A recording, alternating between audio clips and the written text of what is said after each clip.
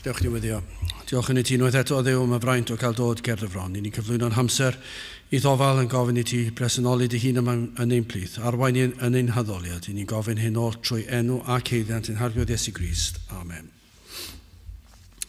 Croeso gwasanaeth ar ôl yr oedfa fe fydd na baned drws nesaf yn y neuadd. Un hoedfa nesaf penawn syl am hanner awr wedi 3. Wrth i ni gymryd y casgliad, gen i ganu tra'r ein heistedd Rhif 281 o arglwydd da ar y graffa dy wirioneddau gwyw yn rymus ar fy meddwl i aros tra fwyf byw. 281 gen i aros ar ein heistedd.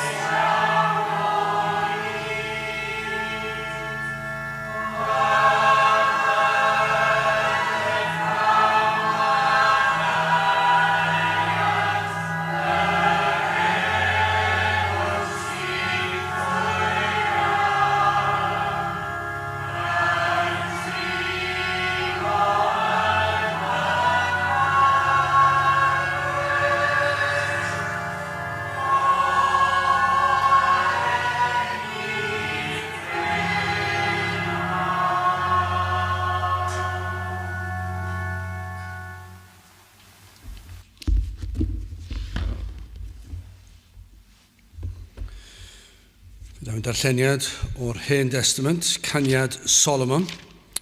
Fe gewch chi hynny ddim yn bell ar ôl llyfr y Salmau, Diarhebion, Pregethwr ac yna Caniad Solomon. Y 5 benod ac yn dechrau darllen yn yr 8fed adnod. Caniad Solomon, penod 5, adnod 8. Merched Jerusalem, gorchmyna fi chwi os cewch fy nwylid fy negu iddo fy mod yn glaf o gariad. Beth yw da nwylid rhagor a nwylid arall, y decaf o'r gwragedd. Beth yw da nwylid rhagor a nwylid arall pan orchmynu i ni felly. Fy nwylid sydd wyn a gwridog yn rhagori ar Ddengmil. Ei ben fel air coeth, ei wallt yn grych, yn ddi fel y fran. Ei lygaid fel llygaid colomenod wrth afonydd dyfroedd. Wedi golchi a llaeth, wedi gosod yn gymwys. Ei ryddiau fel gwely perlysiau, fel blodau peraidd, ei wefusau fel lili yn diferu mir diferol. Ei ddwylo sydd fel modrwyau air wedi llenwi o beryl. Ei fod fel disglau'r eifori wedi ei wisgo a saffir. Ei goesau fel colofnau marmor wedi gosod ar wadnau o air coeth.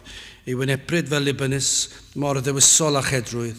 Melys odiaeth yw ei enau, ie, y mae fe oll yn hawddgar.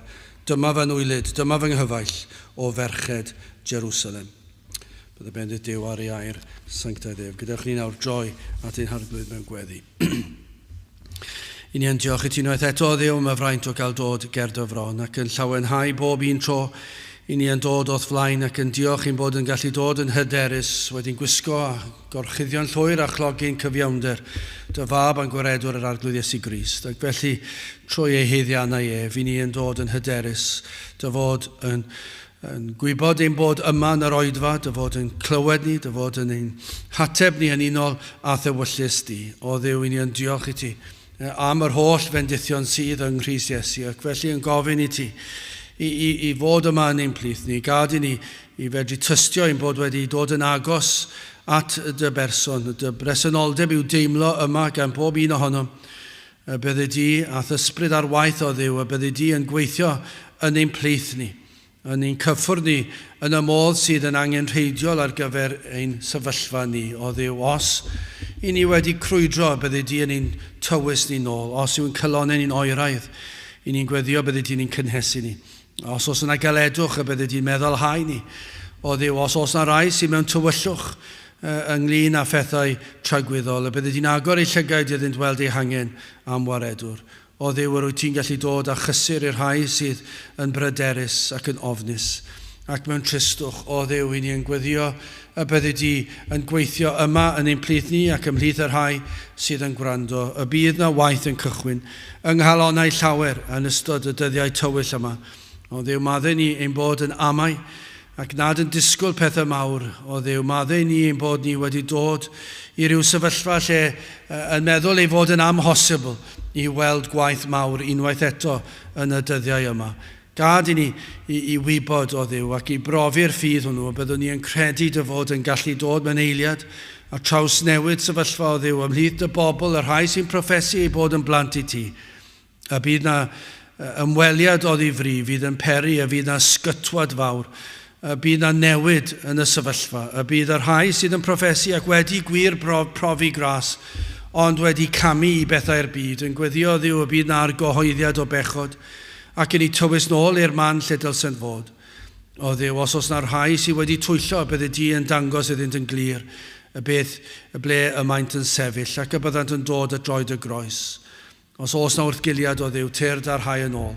I ni gweddio o Dduw, y bydde di'n gweithio ymhlith dy bobl, y bydd na newid yn dod, hyd yn oed yn y dyddiau sydd yn dod. I ni meddwl am gychwyn blwyddyn arall, a byddwn ni'n cael gweld blwyddyn wahanol iawn i'r blynyddoedd sydd wedi bod yn ein bywydau ni. Y bywydau o blynyddoedd o droi cefn llwyr, ac bellach yn ein gwlad o Dduw bron wedi troi yn gyfan gwbl.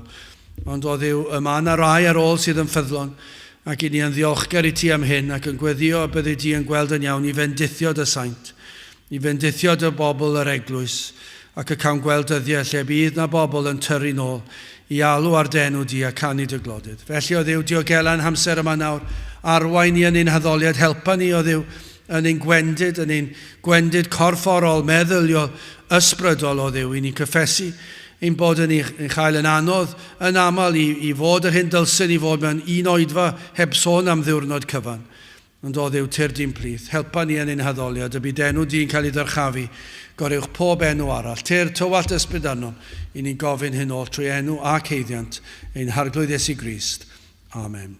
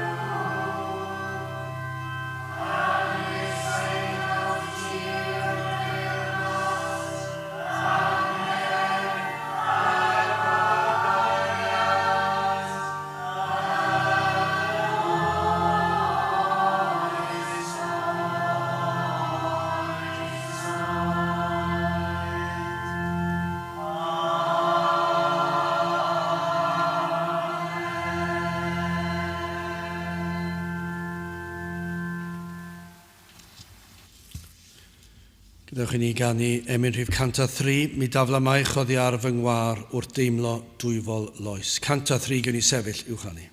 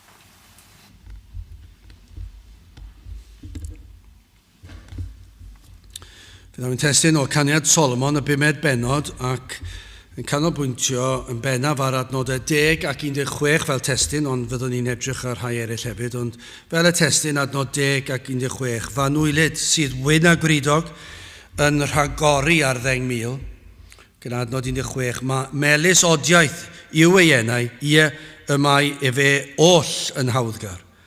Dyma fanwylid, dyma fy nghyfaill o ferched Jerusalem. Dyna i chi ddisgrifiad o'r gwir eglwys yn y benod hon. I ni'n darllen yn y 9fed adnod. Y rhan o'r adnod lle mae'n dweud y decaf o'r gwragedd. Disgrifir yr eglwys. Y wraig fan hyn yn Caniad Solomon, ond y darlun yw yr eglwys. Ac fe disgrifir yr eglwys fel y decaf o'r gwragedd. Ac onid oes rhaid i ni gytuno gyda hyn, ond yw yn wir. Rhaid iddo fod yn wir. Mae rhaid bod hwn yn wir o'r gwir eglwys. Efallai nad ydyn ni'n gweld y prydferthwch yma yn gyffredin ar hyd y wlad ymhlith eglwysi amrywiol. I ddweud y gwir, petawn ni'n onest, mi fyddwn ni yn mynd o gwmpas eglwysi amrywiol y wlad, ac a fyddwn ni yn cytuno a dweud dyma'r tecaf o'r gwragedd.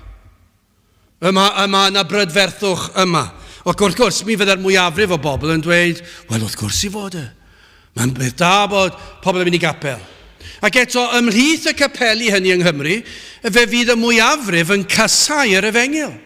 Mi fydda'n nhw'n dod allan o hynny.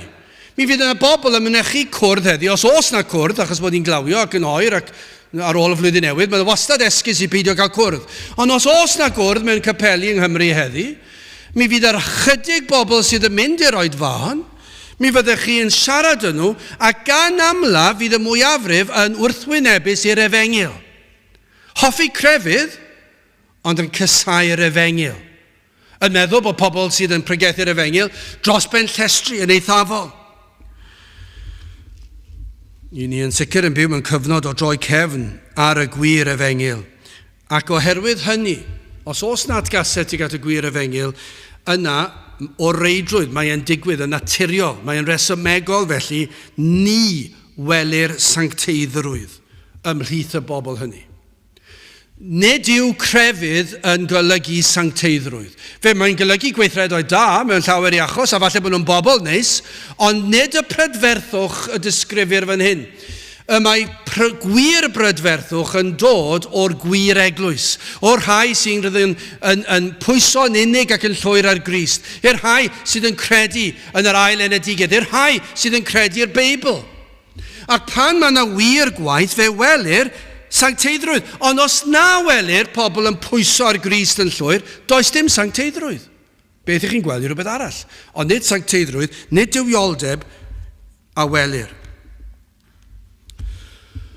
Ond, yn yr ychydig lefydd y ceir proffes o unrhyw fath, i ni'n gweld, sicr, bach iawn o gwir sancteiddrwydd a welir, ond pan fod Duw y wir ar waith, pan fod yr ysbryd glân wedi goleio enaid, pan fod enaid wedi gweld i bechod, ac wedi gweld beth mae Crist wedi wneud drosto, pan mae hwnna wedi digwydd, pan fod gras wedi goroesi yn enaid dyn, pan fod gwirth wedi digwydd, wel, dyna pryd i chi'n gweld prydferthwch.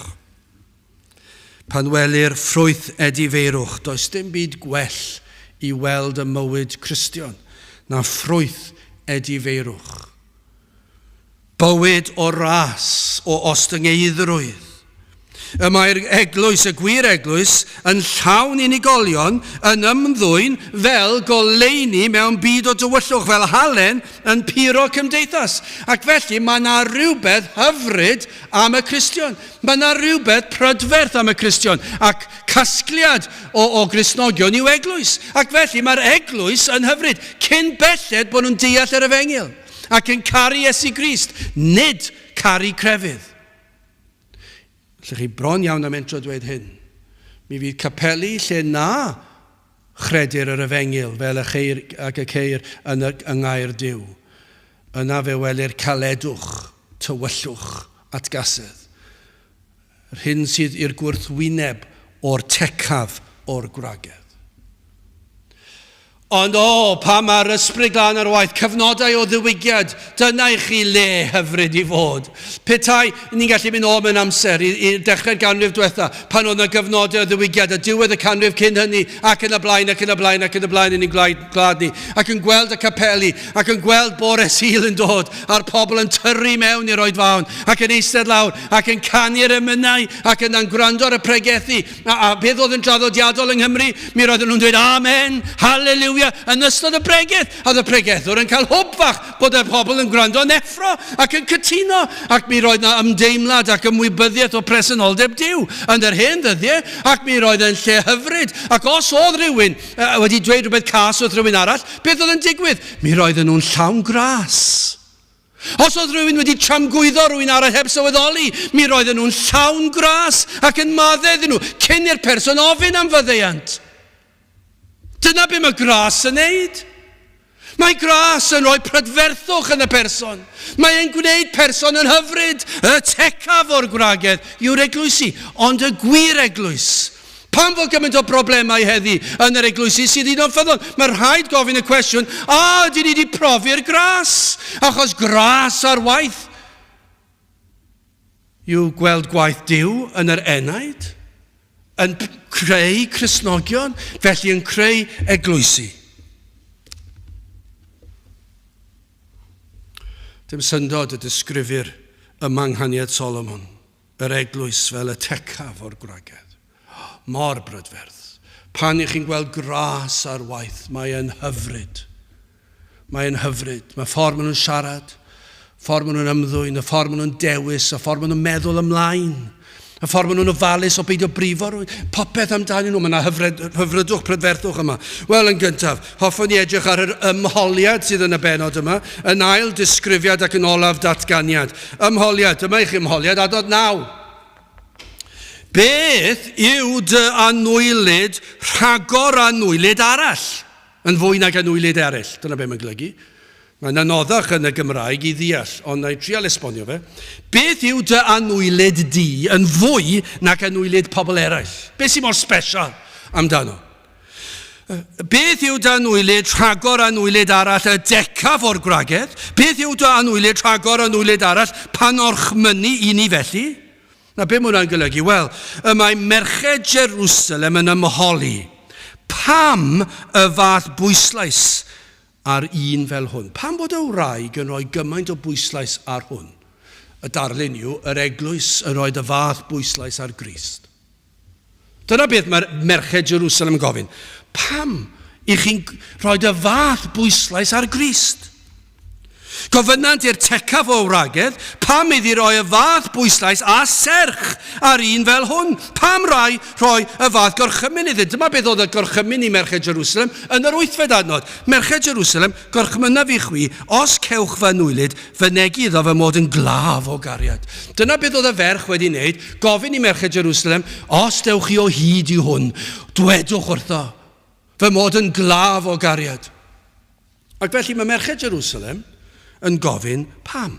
Beth sy'n mor arbennig am hwn? Nawr, beth bynnag oedd cymhelliad merched Jerusalem yn gofyn, beth oedd o mor arbennig am hwn? Yr hyn i ni'n gwybod yw ei fod yn nodedig iddynt ofyn. Mae yna wers yn y cwestiwn.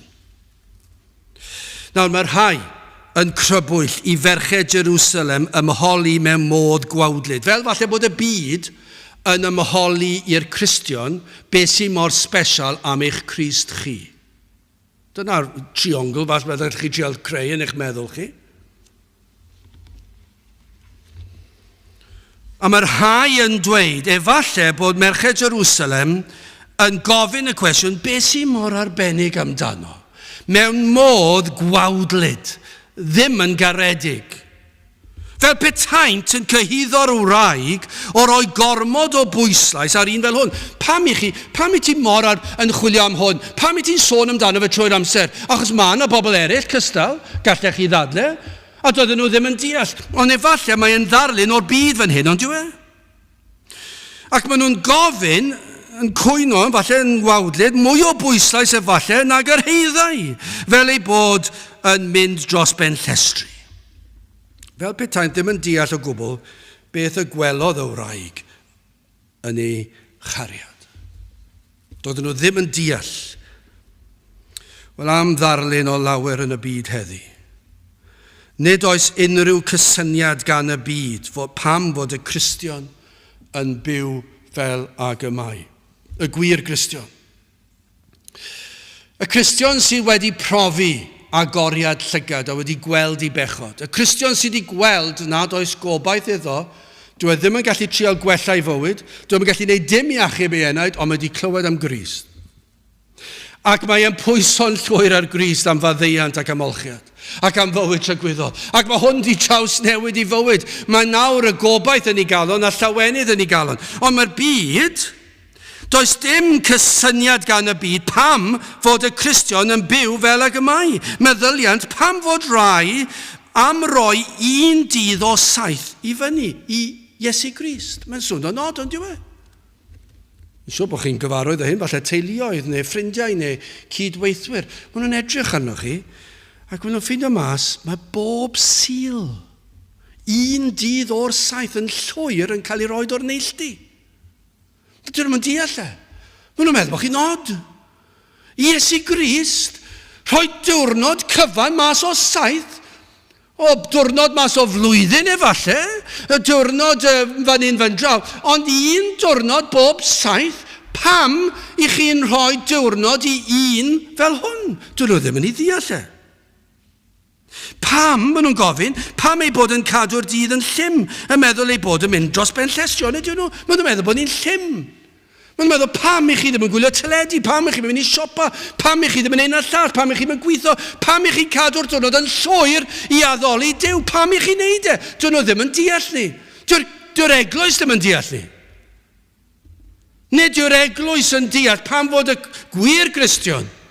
Maen nhw'n meddwl bod ni mor llym, mor dros ben llestri.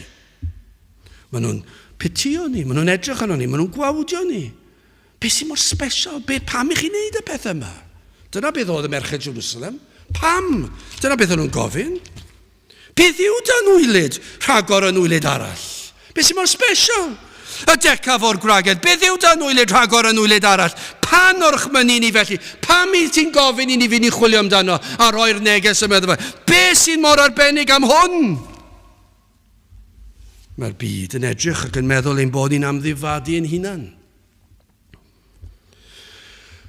Maen nhw'n pitio ni, maen nhw'n teimlo'n flin drosto ni. Pan daw yn y gweithle, dolyg, diwedd y flwyddyn, beth bynnag yw e, penblwydd rhywun. A maen nhw'n mynd allan i ddathlu, ac maen nhw'n mynd allan i yfed ac i feddwi, maen nhw'n mynd allan i wneud pob math o bethau. Yn aml maen nhw'n wneud ar y sil. A chi'n dweud, wel na, dwi ddim yn gallu mynd i'r fan ar lle, a dwi ddim yn gallu wneud hyn, a sicr ddim yn gallu wneud ar y sil. A maen nhw'n, pam? Beth am y sil ar ôl? Beth am y nos Wener ar ôl? A dyn nhw'n deall e. A maen nhw'n meddwl bod ni'n od. Ac yna maen nhw'n meddwl bod ni'n amddifadu ni'n hunan am plant. Ac wedyn bod y plant yn cael gwahoddiad i barti penblwydd ar y sil, a ni ddim yn gadael nhw fynd. O, dyna chi rieni creulon.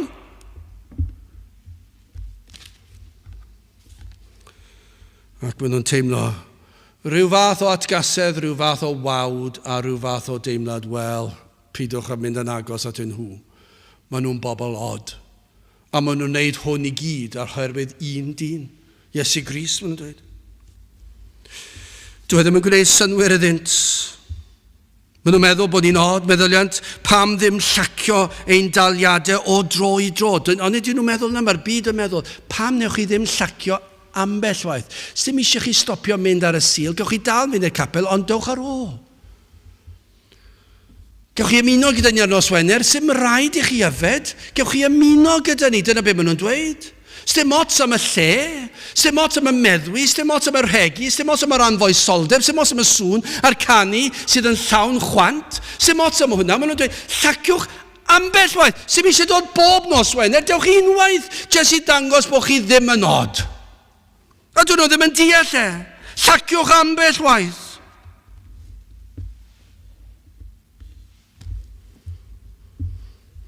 Teimla'r byd gymaint o biti atgasedd hyd yn oed, a dyn nhw ddim yn gallu deall. Pam i ni mor ddeddfol, mwyn plesio un Iesu Grist. Pam sy'n rhaid bod ar ein gwyliadwriaeth drwy'r amser, yn ofalus am bob gair a ddaw allan nhw'n gene. Llaciwch chydig bach, maen nhw'n dweud, llaciwch chydig bach, joiwch chydig bach. Pam sy'n rhaid i bob penderfyniad i ni wneud fod mor ofalus, pob dewis. Rhaid meddyliant, rhaid bod yr Iesu yn barod i ni lacio ein safonau o dro i dro. Dyna fel mae'r byd yn meddwl, dyna fel mae'r eglwys yn meddwl. Maen nhw'n dweud, mae rhaid bod Duw sydd yn Dduw cariad Duw, a rhaid bydd yn fodlon i ni llacio, gadael yr gwallu fo lawr chydig bach. Gadael i ni ymlacio ambell waith, maen nhw'n dweud. I fedru chwerthin ar ambell i joc budur, sy'n eisiau chi fod mor ofalus. I ymuno yn yr hwyl ambell waith. Sut gall un nad ydym yn ei weld hyd yn oed cael y fath afael arno? Maen nhw'n meddwl bod yn od. Sut gall un sydd yn anweledig, ni methu gweld Iesu Grist, sut gall un cael y fath afael arno ni, a bod ni mor llym, maen nhw'n dweud. Oedd y dim gymaint o ots gan y byd, betai'r Cristion yn llacio ac yn ymuno, a rhoi peth o'n hamser a'n sylw i un fel Iesu Grist o dro i dro. Ond ond ydyw yn gyhyddiad ohono ni bod ni'n eithafol, a'r peryg yw nad yn sicr dydyn ni ddim yn ddigon eithafol. Ac maen nhw'n rhoi y cyhyddiad hynny gan nad ydynt erioed wedi gweld rhyfeddod Crist. Dyna pham. Proffeswyr sydd yn chwarae gyda'r byd, rhaid gofyn y cwestiwn, ydych chi wedi gweld yr un anwyl yma, yr anwylid yma? Ydych chi wedi weld e? Achos os ydych chi wedi weld e, fyddwch chi'n gweld bod hwn, dydyn ni ddim yn ei digon drosto. Dwi ddim yn ddigon special i ni.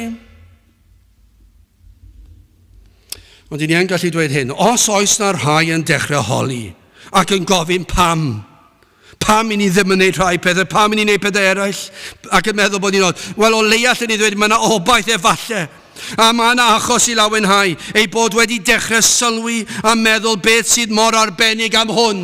Efallai bod nhw ddim yn ymholi am y rhesymau iawn, ond o leia maen nhw'n ymholi, a maen nhw wedi gweld, mae yna rhywbeth special am Grist, a mae Crist nhw o leia, mae e wedi trawsnewid i bywydau nhw.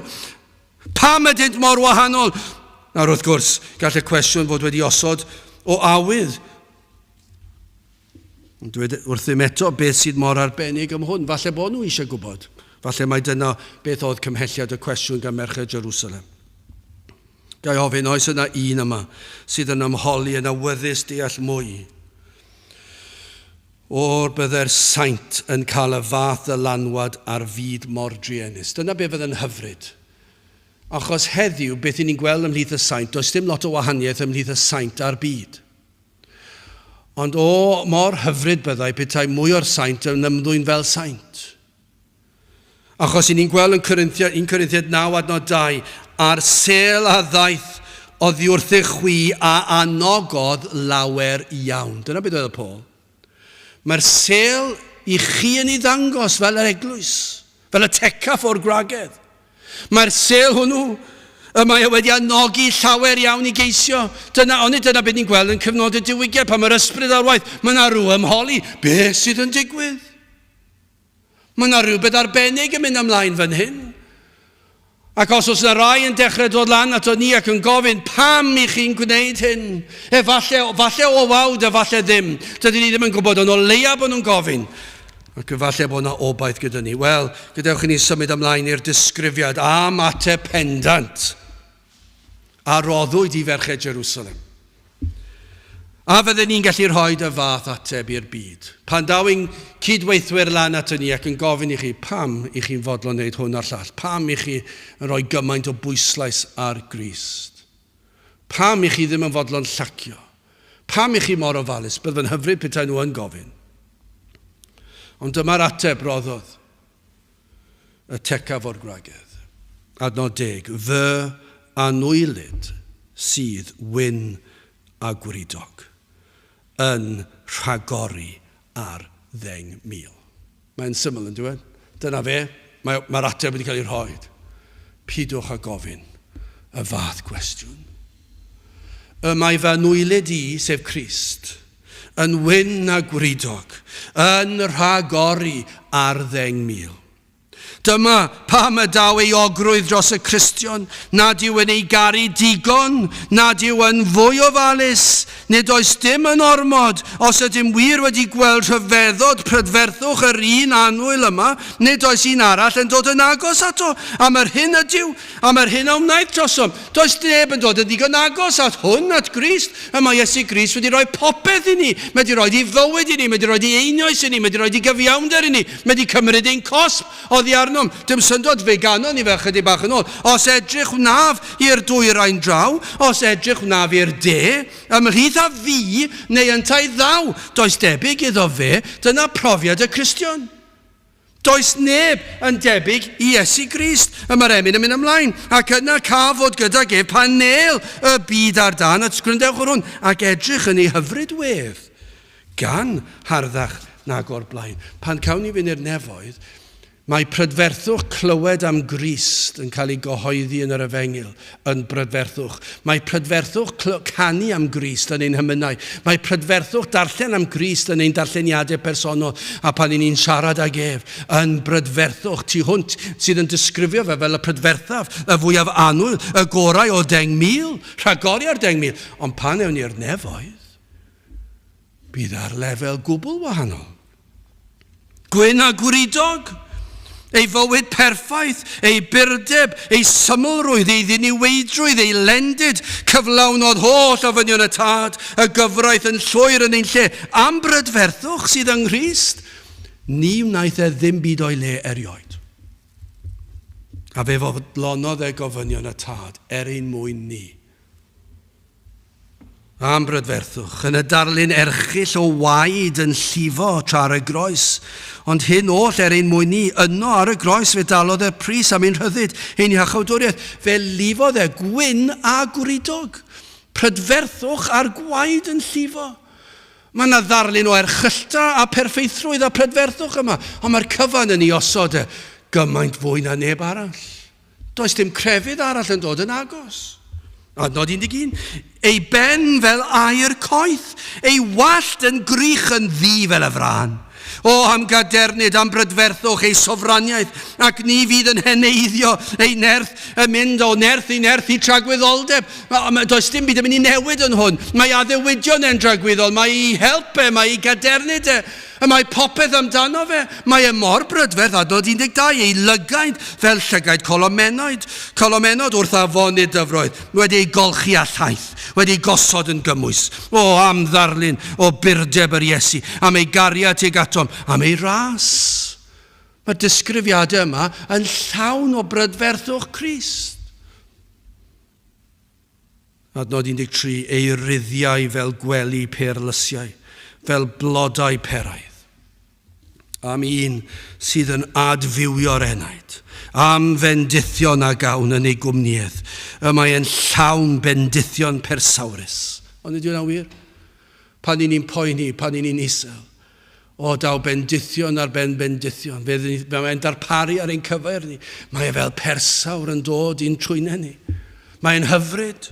Pan ni'n yn yr oedfa, ac falle'n teimlo'n isel, ac yna mae'r ysbryd ar waith ac yn dangos i ni rhywbeth yn yr emyn, yn y darlleniad, yn y weddi, yn y neges, ac mae'n codi ni, mae'n dod â sicroedd i ni, dwed dy fod yn eiddo i mi mewn llythrennau eglur clir, a pan mae'n dod, mae fel persawr yn llenwi'n trwynau ni, ac i ni yn llamu oddi fewn. Dyma yw Crist i ni, mae e'n bopeth i ni. Ei wefusau fel lili yn diferu myr diferol, y bendithion o ras a lifa o ienau. Chi sydd yn gwrando ar gyhoeddiad yr Efengil, wrth ddarllen ei air, wrth alw ar ei enw, am atebion o ras i'r ceisiwr. Pan ych chi'n dod at y groes ac y mae yn maddau'r cyfan i chi. O dyna i chi ras. Y mae gras yn llifo o Iesu Grist. 14, ei ddwylo sydd feddmol drwyau air, wedi ei llenwi o beryl. Ei fol fel disglau'r ifori wedi wisgo a saffir. Mae pobl cyfoethog yn gwisgo mo drwyau air, ond disgrifir bysedd Iesu Grist fel mo drwyau air. Does dim disgrifiad fan hyn bod e'n gwisgo modrwy air ysblenydd ar ei lawe. Be mae e'n dweud yw, mae ei fus, ei fysedd yn frod fel modrwyau air ei hun. Holl weithredoedd dwylo Crist yn ei ragluniaethau, y maent oll yn werthfawr yn llwyddiannus, fe sgleinia ei gariad yn ogoneddus. Ac chi'n gofyn pam i ni'n dod i'r capel sawl gwaith ar y sul. Pam i ni'n cadw'r sabodd. Pam i ni'n ofalus o ble ni'n mynd a be ni'n neud a sut ni'n neud e. Pam i ni ddim yn mynd i rai lefydd achos dyn nhw ddim yn barchus i Grist. Mae Crist mor werthfawr. Mae e mor brydferth.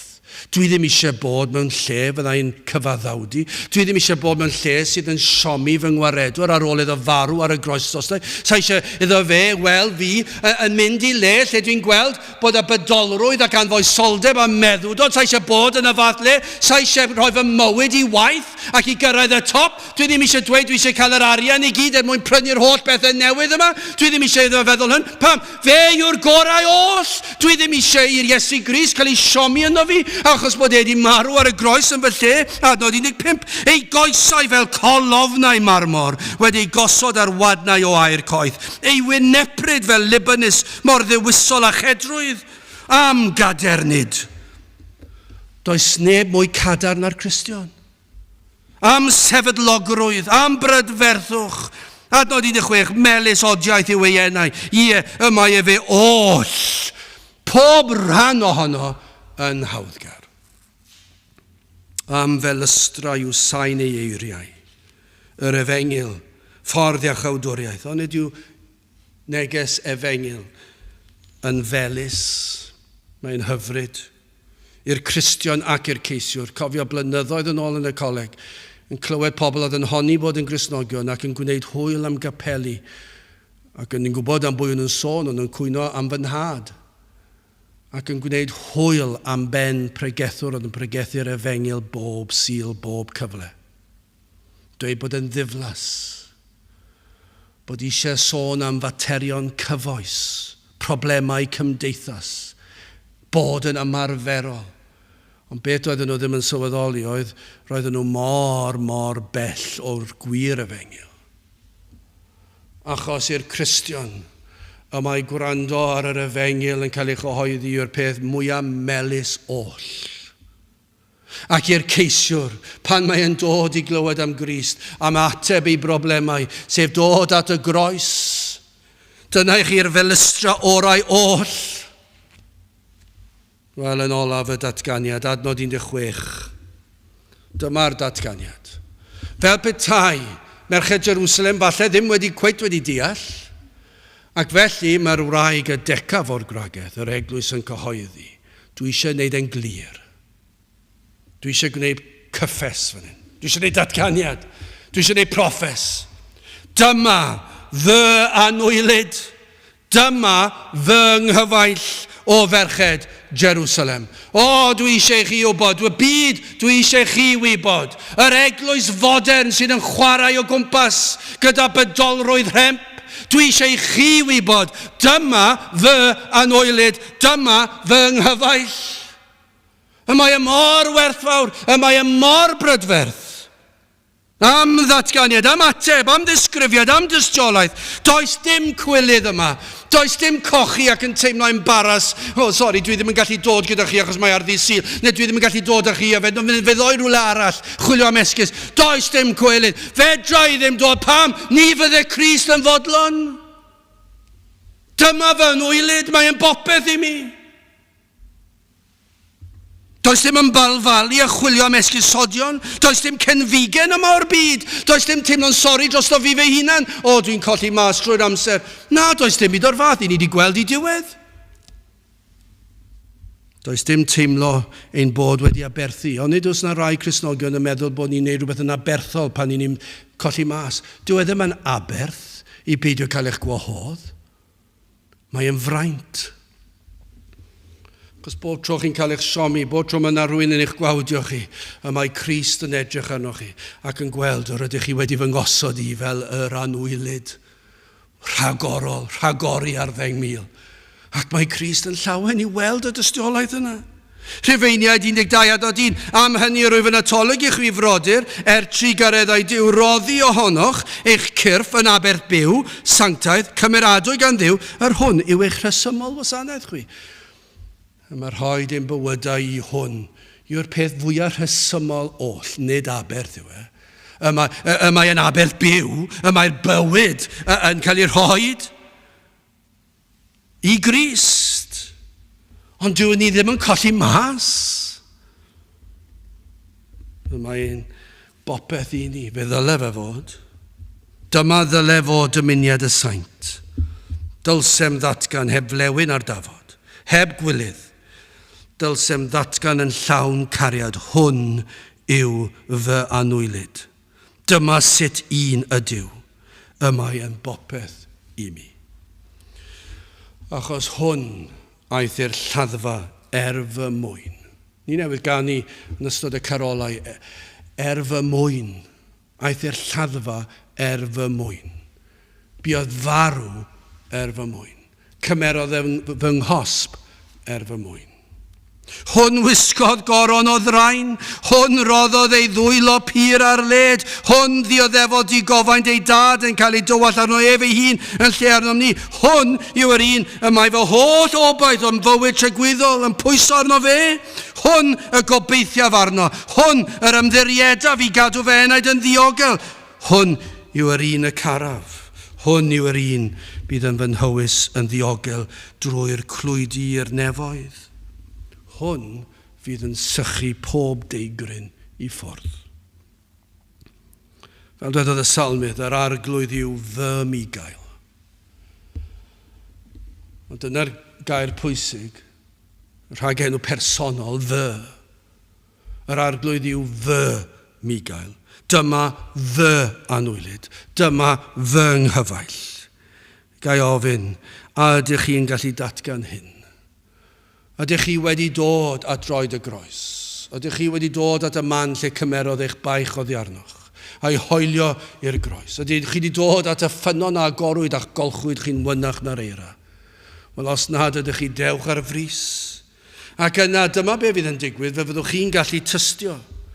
Fel i ni'n darllen fan hyn, fy anwylid sydd wyn a gwridog, yn Rhagori ar Ddengmil, megis odiaeth, a dod 16, megis odiaeth yw ei enau, mae fe oll yn hawddgar. Dyma fy anwylid, dyma fy nghyfaill o ferched Jerusalem. Gadewch i ni weddio. O Dduw, i ni yn diolch i ti am yr efengyl sanctaidd, yn diolch am yr arglwydd Iesu Grist, yn diolch ei fod ef yn Rhagori ar Ddengmil, ei fod oll yn hawddgar. Ac o Dduw, gad i ni oll fedri ddweud, mae hwn, dyma fy anwylid, dyma fy nghyfaill, hwn yw fy ngwaredwr, hwn yw popeth i mi. Te'r gweithio ni'n plith, i ni gofyn hyn o trwy enw ac heiddiant ein harglwydd Iesu Grist. Amen. Mae gyda'ch ni orffen i gwasanaeth trwy ganu'r emyn rhif 201. Iesu ei hunan yw fy mywyd, Iesu'n marw ar y groes, y trysorau mwyaf feddaf yw ei chwerw angau loes. Gwacter anherfynol ydyw, meddu deiar da na dyn, colled ennill popeth arall, ond i enillir di dy hun. 201 gan i sefyll i'w chanu.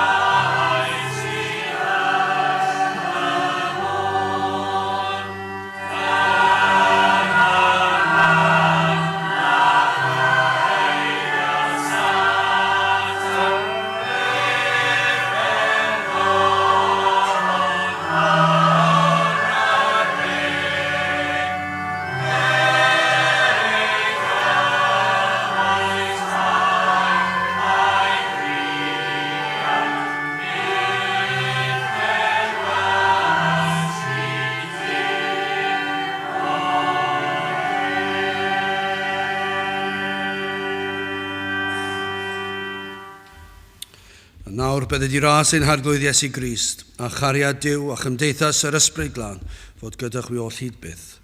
Amen.